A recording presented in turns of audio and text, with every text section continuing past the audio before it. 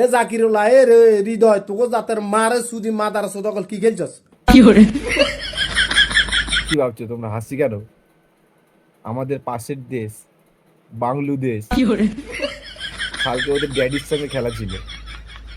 Pakistan run করেছিল 135 8 উইকেটে। আর সেই রানটা করতে গিয়ে ওদের টাইগার বাহিনী পুরো পায়খানা করে ছড়িয়ে ফেলে। আবার এরা বলবে ভারত চুরি করে, আম্পায়ার ওদের কেনা, আইসিসি কেনা।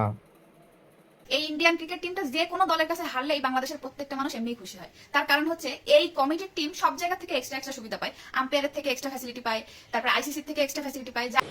আচ্ছা ঠিক আছে। কদিন আগে যে খেলা হলো ওদের সঙ্গে বাংলাদেশ আর ইন্ডিয়ার, ওই রানটা করতে বলে এই রানটা তো করা সহজ ছিল। আরে ভাই, তোরা এখনো খেলার কিছুই বুঝিসনি। তোদের মনে শুধু হিংসা। अरे बाप रे, ये तो धोती खोल रहा है। আর ঢপবাজ চাপা মারা বন্ধ কর, দেখবি তোরা ঠিক জিতবি। আর তোদের টিমকে নিয়ে উল্টো পাল্টা কি বলবো? তোদের টিমে তোরা নিজেরাই গালাগালি দিস। বিশ্বাস হচ্ছে না? দেখ এই ভিডিওটা।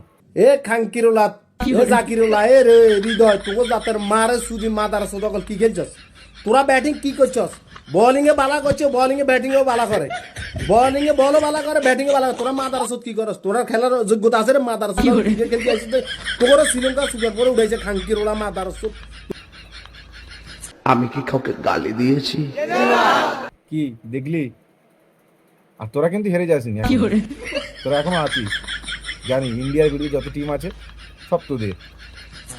ये बड़ी अच्छी बात कही है। আবার তোরা বলিস ইন্ডিয়ার বিরুদ্ধে যদি কলা গাছ থাকে কলা গাছকে সাপোর্ট করবো।